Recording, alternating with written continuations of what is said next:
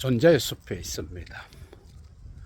오늘 또 날씨가 마치 5월 날씨처럼 정말 겨울인지 봄인지 구분이 안 되는, 오랜만에 문학평론 하나 하겠습니다.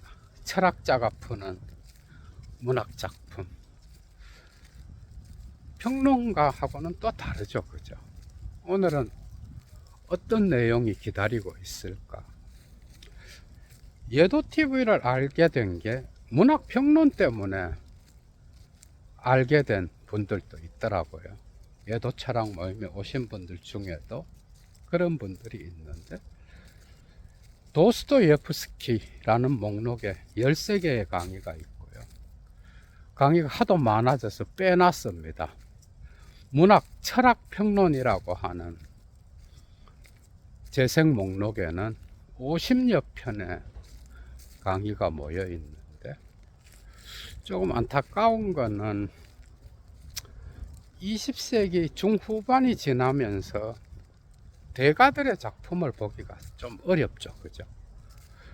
그래서 그런 것들은 안타까운 상황인데, 진짜 문학 대가의 대가는 노벨상하고는 거리가 멉니다. 프란츠 카프카, 대단한 작가죠, 그죠? 이런 작가들은 뭐 도스토예프스키도 그렇지만은 오히려 지성인들이 좋아해. 철학자들이 그냥 환장하는 그런 문학가야. 들레즈도 그렇고,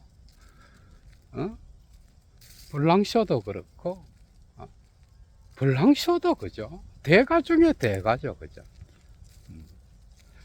그런데 카프카, 오늘날의 슬라보의 지제까지 락강의 대타자와 연결시켜서 이야기하기도 하고, 뭐 다양한 방식으로 언급하는데요.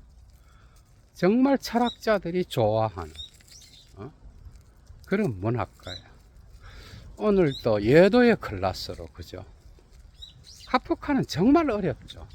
안 읽은 사람이 없잖아. 뭐 다 읽는데 몇 번 읽어도 그 독자의 전이해를 갖고는 모든 이해는 전이해를 넘어설 수가 없어.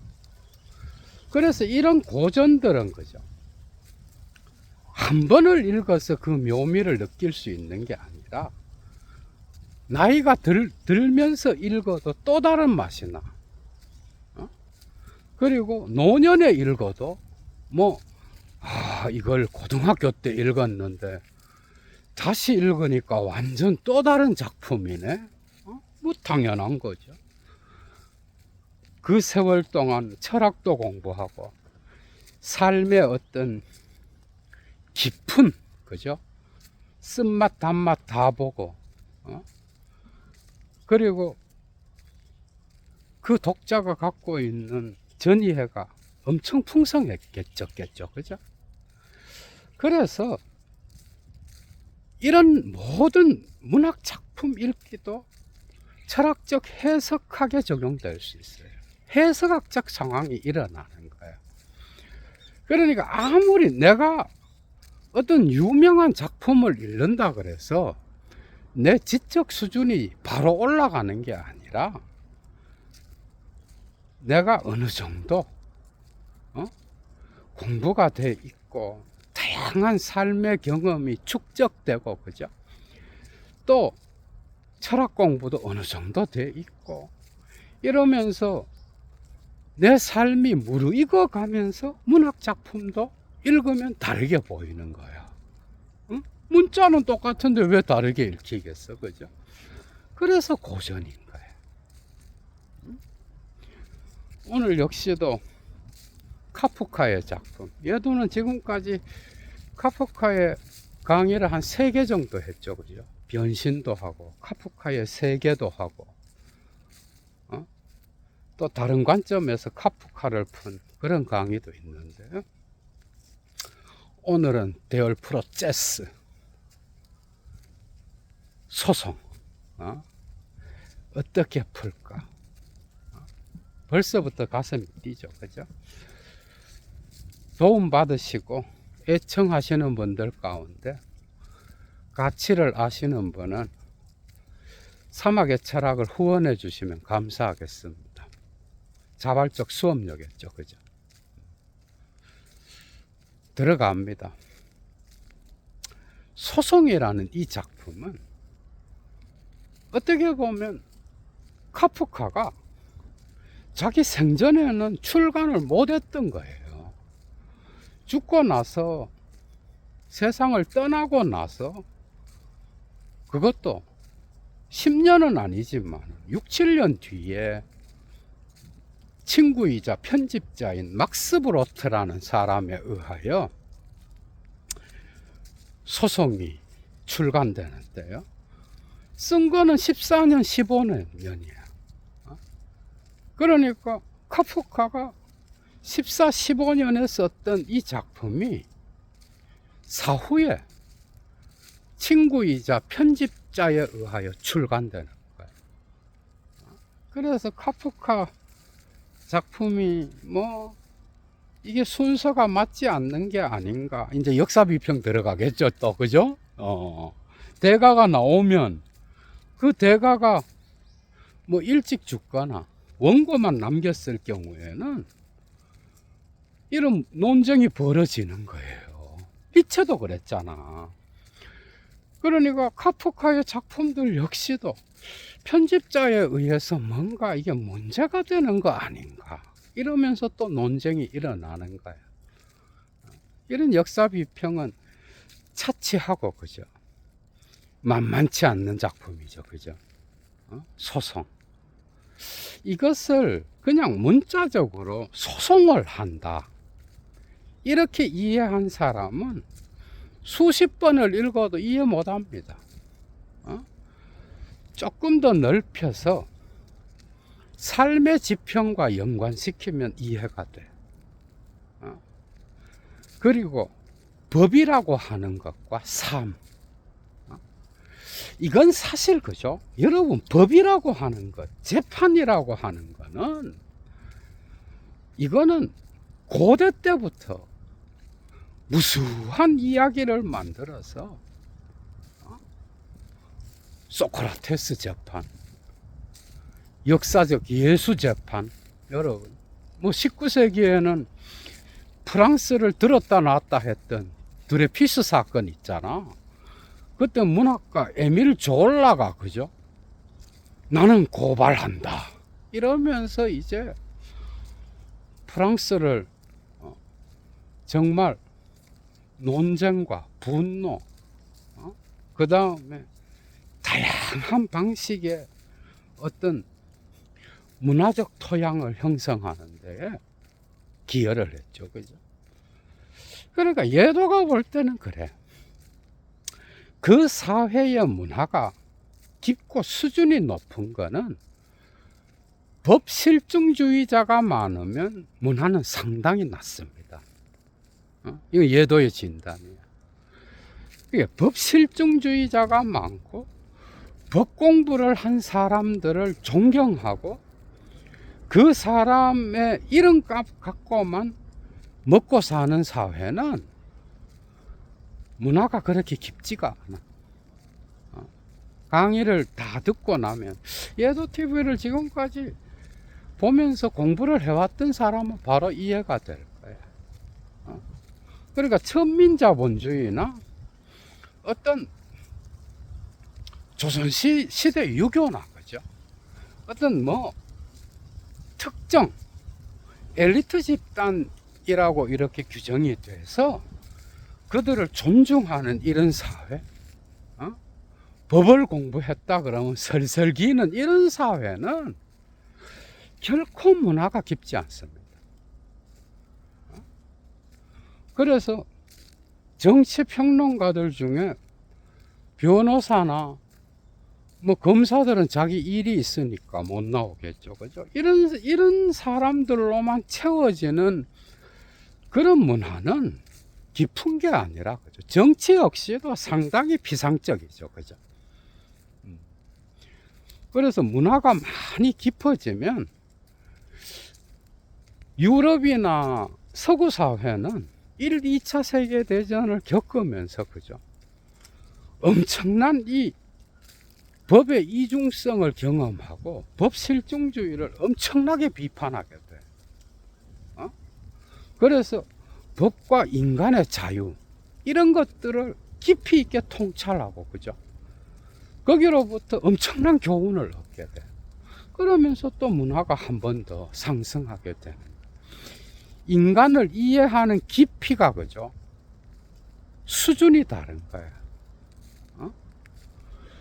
뭐 법 공부해서 뭐 사법고시를 통과하면 세상의 모든 걸 다 아는 것처럼 대우를 하잖아, 그죠? 어느 나라인지 말을 안 하겠지만, 또 뭐 의사가 되면은 이 세상의 모든 것을 다 아는 것처럼 최고 엘리트로 대우하는. 그런데 알고 보면 공부 안 하면 자기 분야의 그 부분밖에는 모르죠, 그죠? 그런 것들이 문화를 상당히 얕게 만들고, 그죠?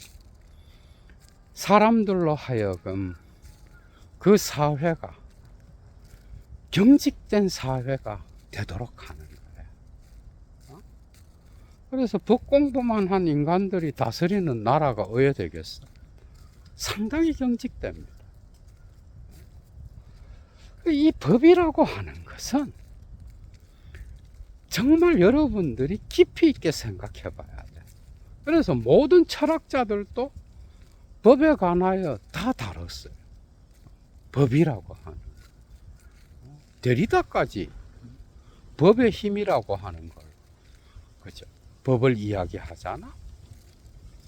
그러니까 법은 한번 제정되면, 그죠? 인간의 삶을 죽을 때까지 지배합니다. 그게, 그러니까 법 그러면 그냥 뭐 법관들이 아니라 철학자가 이야기하는 법은 이 수준이 아니에요. 자연법부터 종교법, 모든 걸 거쳐 실정법에 이르기까지 전부 다를 이야기하는 거예요. 그래야 이게 존재론적인 깊이가 생기죠, 그죠? 그러니까 카프카의 작품을 보고 단지 주인공 요제프 K가 1년 동안 소송을 당하다 판결을 받고 처형당해 죽는다, 이런 수준의 이해 갖고는 이 작품의 표면도 못 건드리는 거예요. 그게 근본적인 법과 인간의 관계를 알아야 돼. 이 강의 듣고 여러분들이 상당히 많이 뚫리는 부분이 있을 거야. 법은 여러분, 어린아이가 점점 크면서 상상계를 지나 상징계로 진입할 때 나타나잖아, 그죠? 아버지를 알게 되면서 나타나는 거야. 프로이트에게는 초자아죠, 그죠? 그것이 종교법이든 사회법이든 무엇이든 간에 법은 한번 제정되면 신의 권위를 갖습니다. 그래서 법 실증주의자들이 많으면 그 사회는 상당히 경직돼 있고, 그리고 권위 아닌 권위가 지배하게 되고, 그죠? 그 문화는 죽게 돼 있어. 이런 사회에서는 예술가는 그냥 뒷동네에서 판을 치는 그런 경우가 많겠죠, 그죠? 아니면 뭐 권력에 빌붙는다든지 뭐 그런 경우라든지, 특정 정치인을 옹호하면서 거기에서 떨어지는 콩고물을 먹고 산다든지 그런 사회겠죠, 그죠? 그러니까 이 법을 근본적으로 사유할 줄 알아야 돼, 여러분들이. 법은 인간의 자유와 인간의 해방과, 그죠? 인간의 어떤 삶을 위하여 만들어져, 처음에는. 그래서 그냥 혼자 살 때는 뭐 법이 뭔 필요가 있어. 혼자 사는데, 이 세계에 혼자 있는데 법이 그 사람의 삶의 방식이 법인 거지. 그런데 공동체가 생기고 사회가 생기고 국가가 생기게 되면은 법이 반드시 제정되죠. 그죠? 그러니까 로마 제국의 법은 정말 유명하잖아요, 여러분. 예수는 유대법에 의해서도 로마법에 의해서도 로마법은 그냥 관대하지. 이런 예수와 같은 이런 갈릴리 청년한테 뭐 관대하지 않을 필요가 있나요? 그런데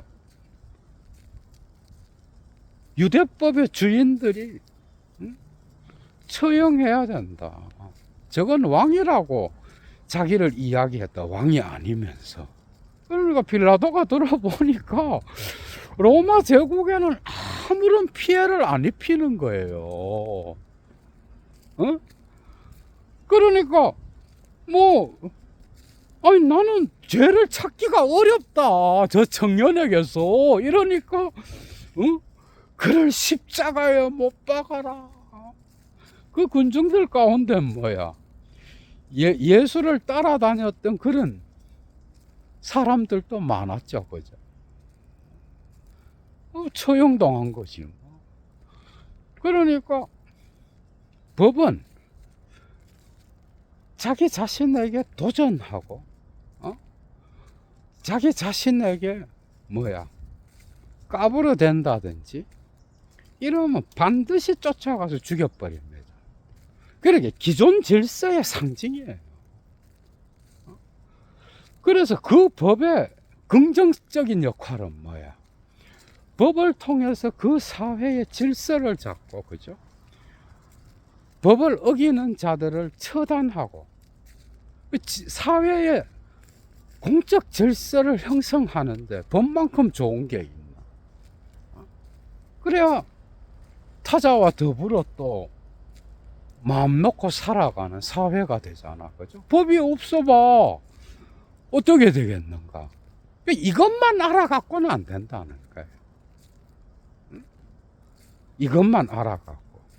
그러니까 법 실정주의가 판을 치는 사회가 되는 거예요.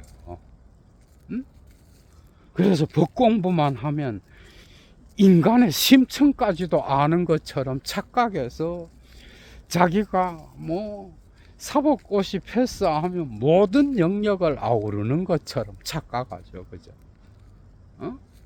뭐 종교 예술까지 다 아울러서 자기가 상징계의 주인인 것처럼 착각하고 살잖아. 얘도 TV 보는 분들 법 공부한 사람 많잖아. 잘 들어봐, 여러분들. 그래서 법은 생길 때 이런 방식으로, 종교법도 그래요. 그러니까 모세가 시내산에서 받은 거죠. 십계명 역시도 그것은 한 명이 있다든지 뭐 족장사회라든지 이때보다는 이스라엘 민족이라는 이런 거대한 공동체가 생기면서부터 법이 생기잖아. 그게 바로 법이에요. 그래서 법은 없으면 큰일 나는 거야. 그래서 딱 제정되면 뭐야? 그건 아버지의 이름과 같은 거야. 락강이 괜히 상징계의 대타자를 아버지 이름과 연결시킨 게 아니에요. 이런 문화 인류학적인 이런 게 다 있는 거야. 그런데 한번 딱 그것이 제정돼서 대타자가 되면은 이건 신의 지위에 있는 거예요. 그러니까 어디에나 편재하고 어디에나 언제나 이미 있게 되는 게 법인 거야, 여러분. 여러분들의 의식을 지배해버려. 그러니까 단지 뭐 법은 뭐 우린 이래 생각하잖아. 법은 한번 제정되면 그 공동체에 속해 있는 모든 자들의 의식을 지배합니다. 언제나. 그가 어디를 가든 무의식적이든 의식적이든 내가 이걸 넘어서면 법을 어기는 거야. 언제나 이미 잠잘 때도 꿈에서도 그의 초자아가 돼서 그의 양심을 만들어내는 거야. 그래서 신과 같은 역할을 하는 거예요. 그래서 한번 제정되면 그것은 절대 권위를 갖게 되는 거예요. 그래서 많은 사람들이 법은 정의를 행하고, 그리고 법은 뭐예요? 진리의 어떤 것을 이루어내는, 정의를 통하여 어떤 것을 형평성을 맞게 하니까 그 진리와도 관계되는 거예요. 그러니까 다양한 방식으로 법은 역할을 해요. 그런데 법은 기존 질서의 힘으로써 거기에 도전하는 자를 그냥 곧바로 죽여버려요. 이런 것들을 알아야 여러분들이 카프카의 소송을 이해할 수가 있어요. 점점 뚫릴 거예요. 그래서 법은 특정 이물질, 그 사회의 이물질을 제거한다든지, 뭐 마녀 재판이라든지, 여러분도 종교 재판뿐만 아니라 실정법 역시도 그죠? 기존 질서에 도전하는 자를 싸그리 없애버려요. 그래서 법의 문은 함부로 통과해서 그걸 만질라 그러면 안 돼. 법은 언제나 이미 그 법의 효력이 발생한 날로부터 그 법은 그 공동체 내에 있는 모든 구성원이 어디를 가든지 편재해서 그의 무의식을 통제하고, 그죠? 초자아가 돼서. 그래서 뭐 이들의 욕망은 그냥, 아이고, 큰일 나겠다, 내가. 재미있죠, 여러분. 이렇게 풀어나가야 이해가 된다니까.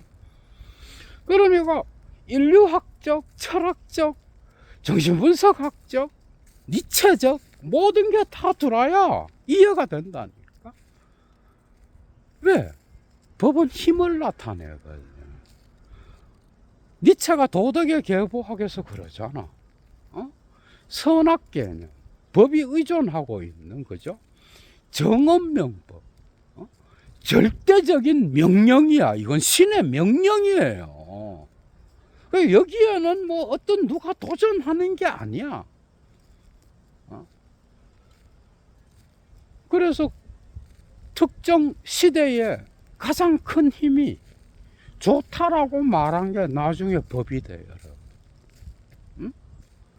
그리고 그 문화를 지배하는 기호가 되는 거예요. 그래서 사회적 문제가 자꾸 발생하고, 아니면 그 사회에서 다 좋다라고 합의가 되는 거. 이건 역시도 그 사회의 지배적인 힘이 결정하는 거예요. 그래서 한번 제정이 되면 그 법은 이제 인간의 자유를 위하여 타자를 죽이는 수단이 될 가능성이 상당히 많아. 이건 법의 부정적인 면인 거야. 그러니까 법이 없어도 못 살지만 법 때문에 죽는 사람도 많아. 응? 그게 초자아가 돼서 나의 꿈자리까지 나타나서 나의 무의식을 지배할 때도 있어요. 그래서 아버지의 이름은 함부로, 그죠? 그 문을 열고 들어가서 알려고 하면 알려고 할수록 그냥 죽여버리는 거예요. 그래서 상징계의 대타자는 뭐야? 자기의 어떤 한계를 넘어가는 놈은 죽는다. 죽음을 경계에 놓잖아. 근데 인간이 상징계의 대타자가 정해놓은 대로 살 수 있는 존재 같으면 문제가 안 돼. 여기서부터 이제 법만 공부한 사람들이 착각을 일으키는 거예요. 인간은 근본적으로, 그죠? 여기 맞춰서 살 수가 없는 존재야. 그러면서도 법을 다 지켜요. 여러분, 소크라테스를 죽인 법, 예수를 죽인 법, 드레피스 사건을 일으킨 법은 다 정의를 위하여 그렇게 말하는 거예요. 마녀 재판을 할 때도 그 그리스도교 사회가 정해놓은 거죠. 그 절대적인 명령을 어겼다라는 거야. 어? 그러니까 법은 언제나 이런 양면성을 갖고 있어. 양면성을. 에피스템의 영향을 받고, 법은 그 시대의 주류적 힘에 의하여, 그죠? 영향받고 재해석됩니다, 항상. 그래서 법이라고 하는 거는 반드시, 그래서 악법도 법인 거예요. 법은 지켜야 되는 거야, 누구든지. 그러나 그 법이 정해놓은 그 선을 넘지 않는 자가 있는가? 이게 이제 철학적 질문으로 들어가는 거예요. 그 사회의 주류적 힘에 의하여 이렇게 결정된 그 아버지의 이름이 정말 절대적 권위를 갖고 인간의 자유를 위하여 그 법이 효력을 발휘하는가? 과연 법의 조항이나 문자가 모든 인간의 삶을 자유롭게 하고 해방시키는가? 그래서 법의 문자와 삶이라는 이 주제를 알아야 여러분들이 되는 거야. 이 작품을 이해하기 위하여. 법은 결코 인간의 삶을 이해하지 않습니다. 단지 기소된 그 사람이 무슨 죄목으로 왔는지 그것만 판단합니다. 그렇기 때문에 법은 눈물도 있다 그런 이유가 뭐예요? 어차피 또 인간이 판결을 내리거든. 법 조항을 갖고 또 해석을 한다고. 그런 관점에서는 법에도 눈물이 있고 정이 있을 수 있어. 그러나 그것만 갖고는 법을 다 이야기하는 게 아니에요. 법은 정말 냉정합니다. 그러니까 재판을 받는 자의 삶을 결코 이해하지 않습니다. 그러니까 단지 네가 기소돼서 온 이 내용이 맞냐 안 맞냐, 거기에서 왜 이런 일을 했느냐, 요런 정도에서 더 나가면 이거는 딱 그럴 거야. 변호사가 당신 뭐 하느냐, 지금 소설 쓰느냐, 바로 나옵니다. 그래서 어떤 인간이 자기 삶에서 겪는 경험, 그죠? 그 다음에 그가 느끼는 감정, 그가 삶에서 체험하는 인생관, 세계관, 뭐 전혀 이 법은 고려하지 않아. 그것과 관련돼서 이 사람의 뭐 삶이 어땠다 이런 정도를 듣는 정도지, 중요한 거는 기소돼서 온 그 내용 있잖아. 법을 어긴. 그 여러분들 봐봐. 알베르 까미의 이방인 있죠. 이방인도 동일한 거야. 법은 결코 인간의 실존의 부조리를 이해하지 못해. 단지 네가 그걸 왜 어겼느냐, 그걸 계속 질문하는 거죠. 그래서 이건 아주 노아 이야기가 아주 중요합니다. 이런 걸 이해하는데, 유대 그리스도교 전통에 보면 노아 이야기 다 알잖아, 그죠? 거기에 보면 아버지가 노아가 이제 포도주를 먹고 잠을 잔다고. 근데 감히 옷을 벗고 잤는데 자식들 중에 한 명이 함이잖아, 함. 한 명이 그 나체를 보고 뭐 이렇게 뒤로 그냥 안 보고 이렇게 뒤로 물러간 게 아니라 뭐 이렇게 봤는가 봐. 그래서 저주를 받아갖고 피부가 검게 되잖아. 이런 건 하나의 이야기지만 아버지의 이름으로 딱 제정되면 그걸 알게 되면 어떻게 돼? 점점. 니는 네 삶에서 이 법을 지켰느냐 안 지켰느냐 그거지. 정언명법에 어떤 그 내면에 뭐가 있을까 자꾸 파고 들어가면 그냥 이 힘이 가만히 있지 않는다는 거야. 신의 나체를 보고 살자가 누가 있겠어. 딱 이해가 되죠, 그죠? 그래서 법은 이런 무시무시한 힘도 갖고 있지만 때로는 기존 질서의 힘에 도전하고 그 사회 질서에서 이물질로서 끊임없이 작용하는 이런 어떤 것을 처단해버려. 그러니까 그 사회에서 튄다 뭐 이런 거 있잖아. 위험한 인물이다 이런 거. 뭐 니체도 뭐 한 세기만 빨랐으면 처형의 대상이에요, 니체. 그런 힘이 있는 거예요. 그래서 법은 삶과 다르다. 삶을 이해하기는 걸면 그냥 삶을 경직시켜.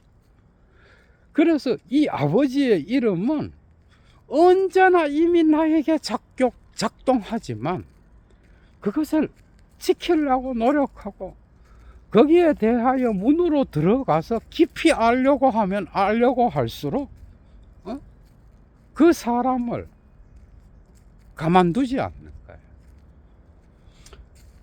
그래서 카프카가 이 작품을 단편들로 남겨놨는데 편집을 통하여 그죠?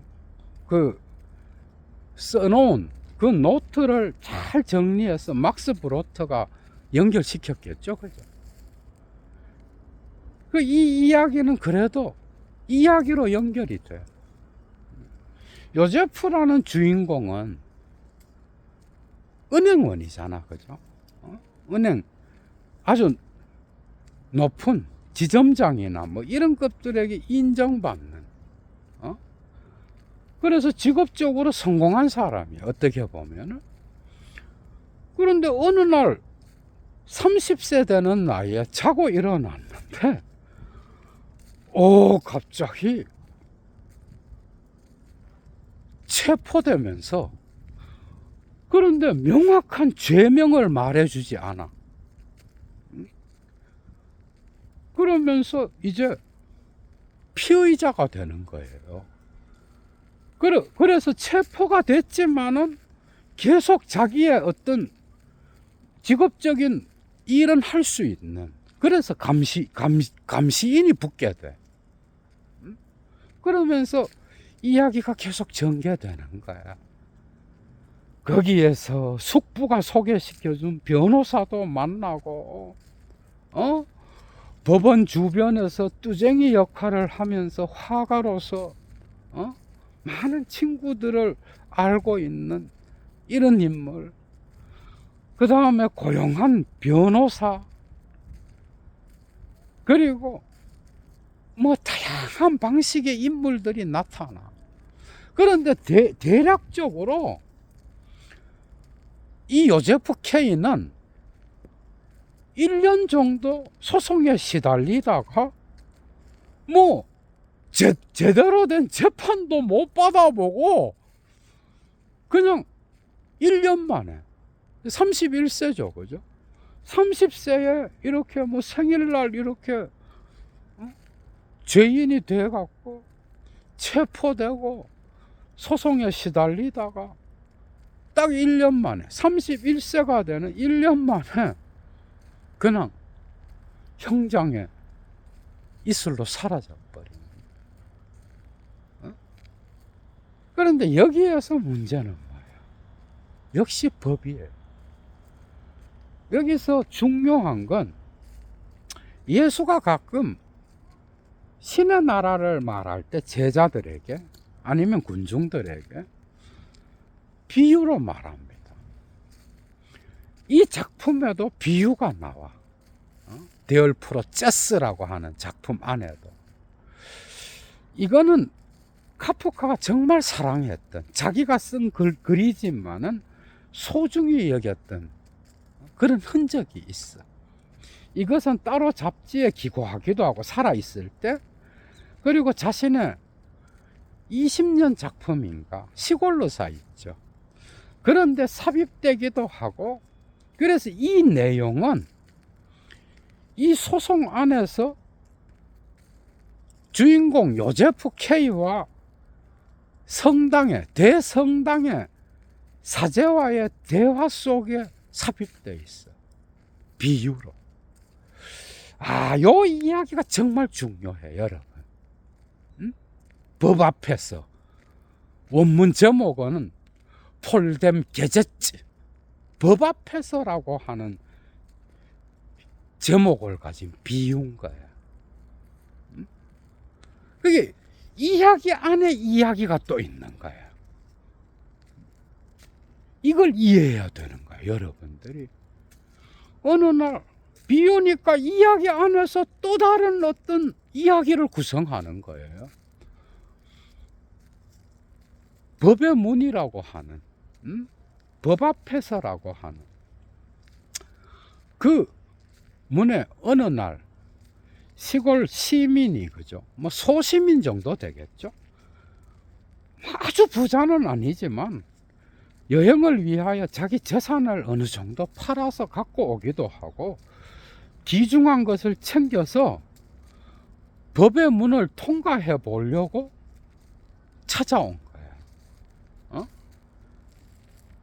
그런데 그 문지기가 아니 그냥 들어가면 된다. 네가 들어가면은 되는데 왜 나한테 자꾸 허락을 맡으려 그러냐. 그러면 당신이 승인을 하면 내가 들어가겠다. 법이라는 특징이 이제 점점 드러나죠, 그죠? 그래서 아니 나는 나랑 내 의사와는 관계없이 그냥 네가 결정해서 들어가면 된다. 그러니까 이 시골 소시민은 어떻게 해서든 문지기의 허락을 받으려고 하는 거예요. 그럼 내가 다음에 와도 되지요. 다음에 와도 답은 똑같다. 그래서 또 생각해 보다가 다음에 와서 또 허락해 달라 그러는 거예요. 그게 문지기의 허락을 받아야 이 문을 통과할 수 있다라고 이 사람은 생각하는 거예요. 시골 사내죠, 그죠? 그리고 또 계속 와서 나를 좀 통과시켜 달라. 그러니까 네 결단에 의하여 들어가면 된다. 또 이야기하는 거야. 그래서 그 안에는 막 빛이 나고 이렇게 보니까 계속 문이 있는 거야. 이 맨 앞에 법이라고 하는 이 거대한 성 맨 앞에 문지기만 통과하면 되는 게 아니라 이 문을 통과하고 두 번째 문이 있고 세 번째 문이 있고 막 이게 계속 있는 거야, 미로와 같이. 그래서 그 문지기는 그러는 거죠. 나를 통과해도 나는 뭐 두 번째 문지기까지는 그 위력을 알지만 세 번째 문지기는 만 해도 엄청난 힘을 가진 자다. 내가 상상할 수 없을 정도의 힘을 가진 그런 자가 거기를 지키고 있다. 그래서 이걸 계속 통과해야 된다라는 거야. 그래서 그 사람은 또 결단을 못하고 계속 뭔가 비밀이 있다고 생각하는 거야. 상징계의 대타자의 비밀을 계속 캐려는 거겠죠. 그죠? 낙광적으로 보면은.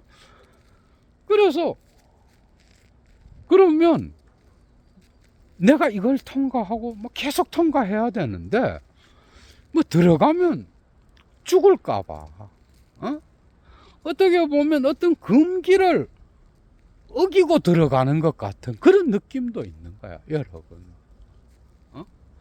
그래서 이것은 신성과도 관계돼요. 그 대타자는 종교도 들어가잖아요. 법은 고대 때부터, 그죠? 언제나 종교와 관계돼 있었어요. 그래서 어떻게 보면은 뭐 안엔 아무것도 없는 기표일 수도 있어. 텅 빈 기표. 그런데 그걸 두려워해서 통과를 못하는 거야, 스스로. 그리고 계속 또 찾아와서 그 다음날 뭐 찾아와갖고 또 문지기의 허락을 받으려고 막 그러는 거야. 그래서 문지기에게 자기가 갖고 온 기중품을 주기도 하고, 그리고 나중에는 허락을 안 해주니까 이 모든 선물을 받고 뭐 이래도 이게 안 되는 거야. 뭐 네가 주는 건 내가 받겠지만, 너도 알겠지만 이걸 내가 허락해 줄 수는 없다. 네가 그냥 들어가면 된다. 또 허락을 받으려고 그러는 거야. 이게 평생 간 거예요. 여러분 느끼는 게 없어? 평생 가서 이제 그 사람이 죽을 때가 다 돼갖고 노인이 돼서 이제 눈이 어두워질 정도가 된 거야. 뭐 바깥이 진짜 뭐 끔끔한 건지 자기 눈이 어두워져서 끔끔한 건지 모를 정도. 심지어는 이제 죽을 때가 돼서 뭐 점점 이렇게 키도 작아지잖아. 그래서 그 문지기를 이렇게 올려다 봐야 되는 그런 정도. 그래서 왜 한 가지 질문을 하게 되는 거예요. 여기 엄청난 교훈이 있어요, 여러분. 그러니까 뭐라 그러는가 하면은, 아니 왜 모든 사람들이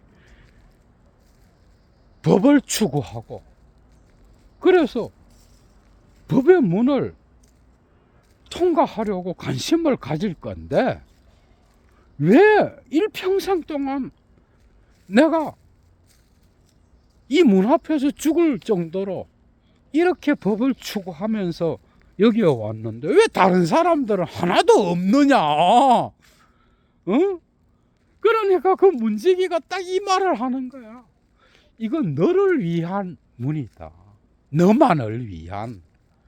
그러니까 다른 사람에게는 뭐 해당이 안 된다는 의미일 수도 있고, 네가 있기 때문에 내가 이 문지기 역할을 했던 거다. 여러분들은 뭘 생각했어? 엄청난 교훈이 있죠, 그죠? 법이라고 하는 거. 그래서 너가 이제 여기 없고 뭐 죽으면 뭐 이 문을 통과할 일도 없잖아. 그러니까 이 문을 딱 닫고 들어가는 거 아니야? 법은 뭐야? 각 사람의 삶의 지평에서, 그죠? 각 사람의 개별적인 어떤 것에 적용되는 거야.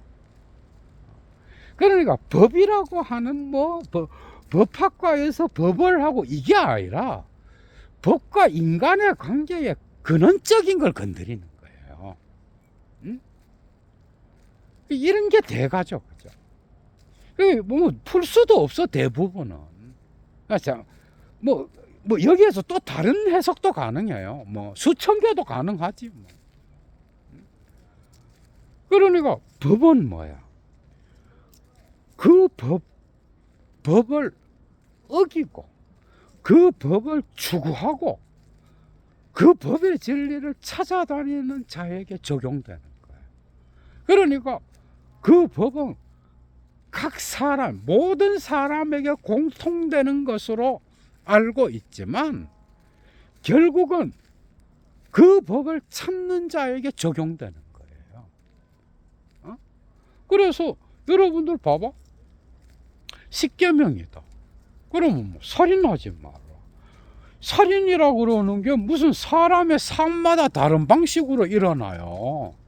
뭐 정당방위일 수도 있고 온갖 이유일 수가 있는 거야. 그래서 해석이 들어가는 거야. 법조항은 하지 말라 이러지만은 그 삶의 실존의 어떤 상황에 따라서 달라지는 거야.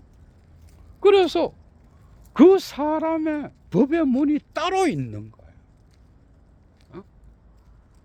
그래서 일평생 뭐야? 그 사람은 자기의 법에, 자기에게 적용되는 법의 문을 생각하다 죽는 거야. 여기서 배울 수 있는 게 뭐야? 법은 한번 제정되면 그가 법을 알고 난 뒤부터 그가 죽을 때까지 지배하는 거야. 법은 초자아예요. 나중에 알게 되면 이도와 협상하기도 하고, 그래서 자아를 합동으로 공격해요. 어떨 때는.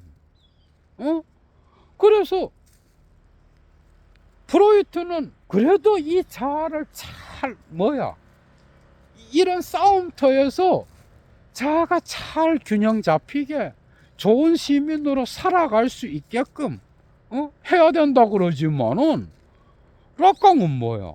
아이고 불가능하다.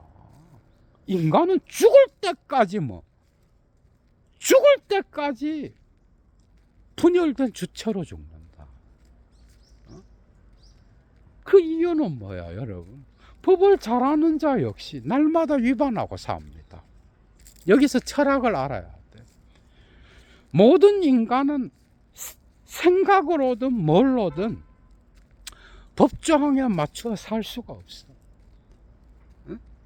그래서 이 위반과 금기를 예술이 담당하게 된 거죠. 그죠? 왜? 그가 어렸을 때부터 거울 단계부터 나르시시즘에 빠져요. 거의 태어나자마자 몇 개월 지나서부터야. 거의 태어나자마자부터야, 여러분. 그리고 자기만의 상상계를 형성해. 모성의 역할이 장난이 아니죠. 그죠? 여기서는. 그리고 이때부터 이미 욕망의 색깔이 다르게 형성돼요. 그러니까 커서 상징계의 질서를 어지럽히는 어떤 것을 정하겠지. 당연히 아버지가 너 그까지는 해도 된다. 이거 정하겠지. 그런데 인간의 욕망은 이 상상계의 어떤 형성된 나르시시즘적 욕망은 죽을 때까지 갑니다. 그래서 실제계를 형성할 때에 그 색깔까지도 다르게 가. 상징계에서 만족하고 사는 인간이 있나? 인간은요, 생각으로, 그죠? 생각하는 존재잖아. 생각은 그냥 좋은 것만 생각하는 게 아니야, 여러분. 인간은 근본적으로 자기 상상계에서 형성된 것을 이루지 못한 욕망을 이루려고 하는 어떤 게 있는 거야. 그러니까 상징계는 뭐야? 미학을 못 건드려요. 여러분 많이 배우죠, 그죠?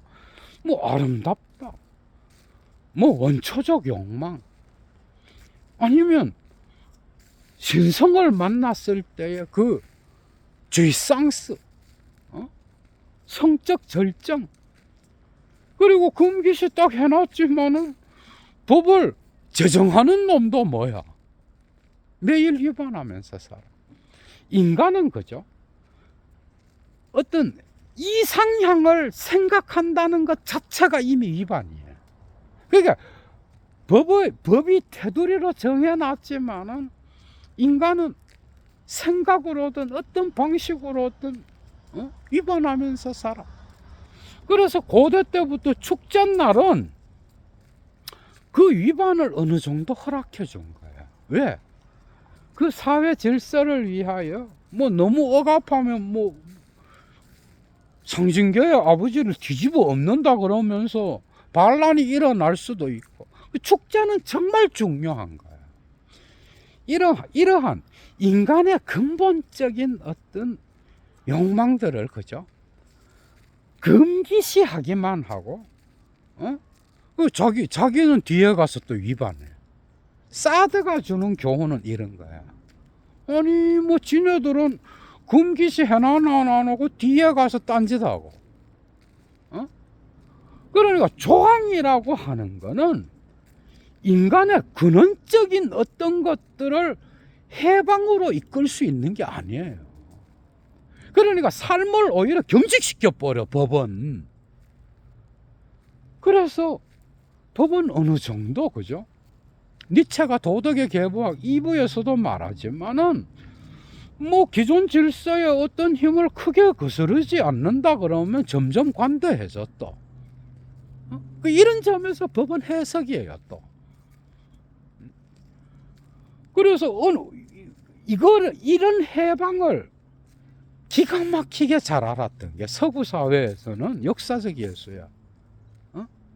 법을 만들어 놓고 십계명대로 사는 놈이 누가 있어? 예를 들면 여러분, 가능하다면 법을 지키면서 살 뿐이지 어떻게 걸어 넣어서든 다 걸려 들어가요. 뭐 붙다도 뭐 걸어 넣을 수 있어.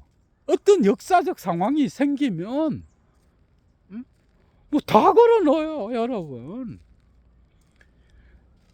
이제 이해가 되죠, 그죠? 그러니까 뭐 정해놨는데 이게 인간의 삶에 그 법 조항이 적용돼서 그걸 완전하게 살아갈 수가 있나? 법을 제정한 신도 그래 못 살아. 예를 들면, 그러나 법은 또 있어야 돼. 이제 이해가 되죠, 그죠? 법이란 건 그런 거야. 그러니까 법 자체는 인간의 근원적인 해방, 삶의 어떤 뭐 자유 이런 것하고는 오히려 거리가 멀어요. 왜? 인간은 상징계의 동물이 아니야. 사회적 활동을 하기 위하여 그건 필요로 하지만은 그의 삶의 욕망이 다 달라. 그래서 생각으로든 뭘로든 날마다 상징계의 아버지에게 뻑큐를 날리면서 딱 위반하는 거예요. 여기에 이제 예술의 역할이 큰 거지. 사실은 어떻게 보면은 이런 방식의 모든 인간의 어떤 총체적인 존재론적 구조를 놓고 볼 때 법조항이라는 건, 그죠?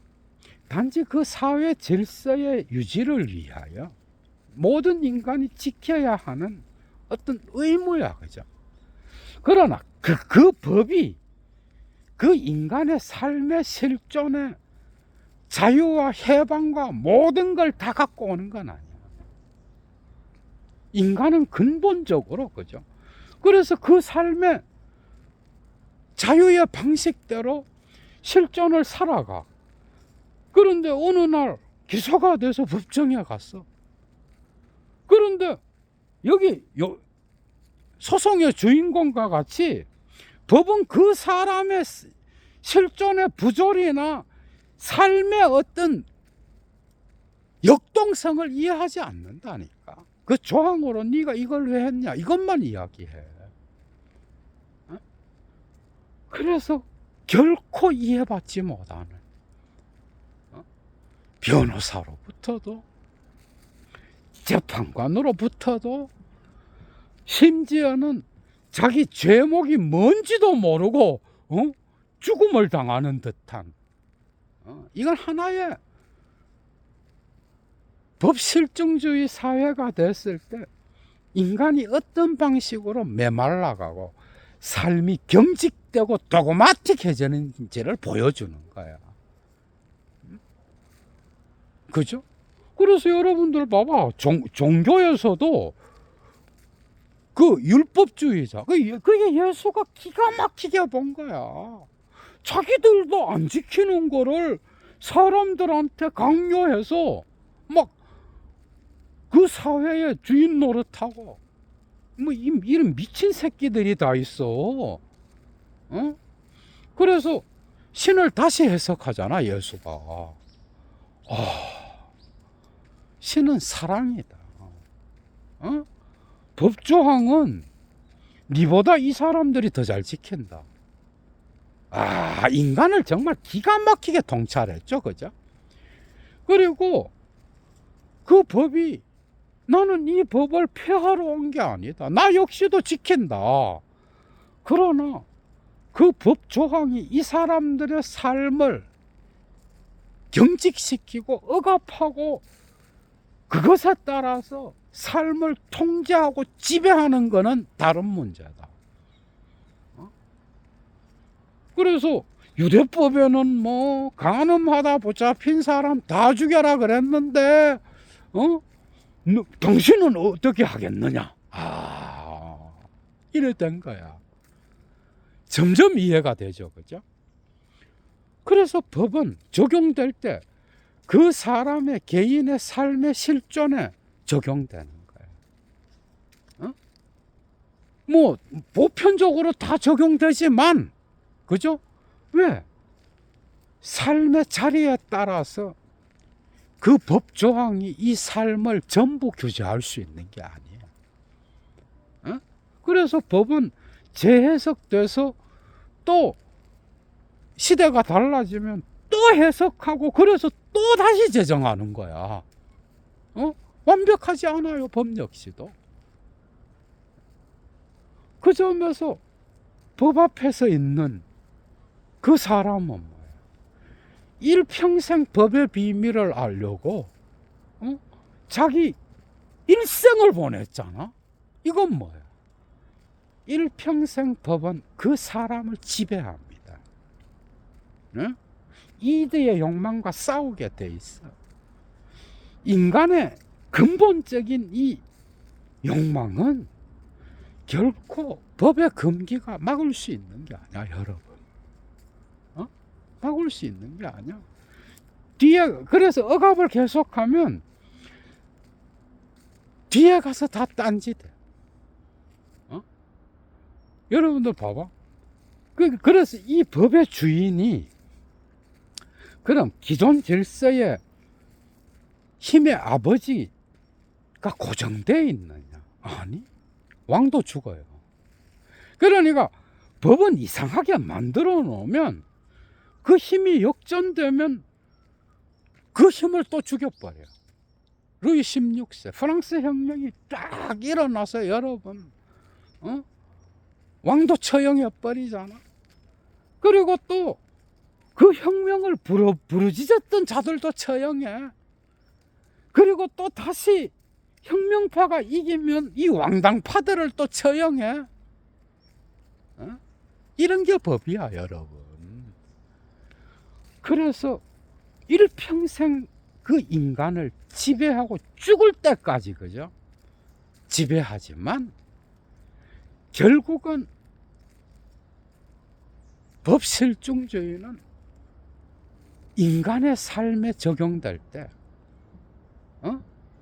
그 인간 전체의 삶을 이해하는 게 아니다.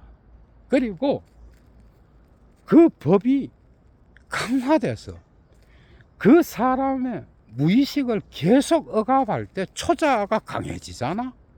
그러면 뭐 이게 이제 모든 사람이 그렇다고 하면 사회가 경직돼 버려요. 그리고 그런 사람들의 자식은 또 타자뿐만 아니라 자기가 자식을 낳아도 또 그런 방식으로 억압해 버려. 초자아가 강한 사회나 초자아가 강한 인간은 뭐야? 너 왜 이렇게 했어? 이래. 무의식적으로는 자기도 위반하고 있어. 그래서 소송이 진행될 때 법의 세계는 요제프 K의 삶의 시간성과 다르게 갑니다, 여러분. 마지막입니다. 다르게 가고 결코 서로 만나서 법이 이 사람의 삶을 이해하고 이 사람을 감동시키는 적이 없어. 다 따로 가. 법은 정말 냉정해.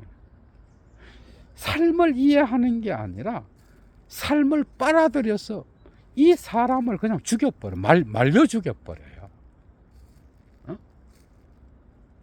그래서 그런 방식으로 삶의 시간성을 빼앗고 나중에는 결국 법 문자에 의하여 죽임을 당하는 거예요.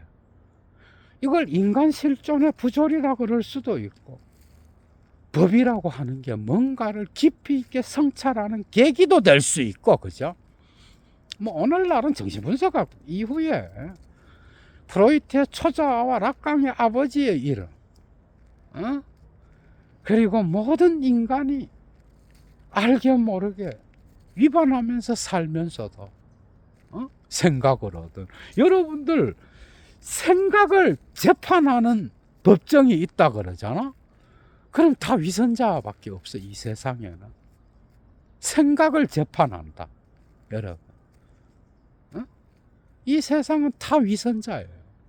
전부 다.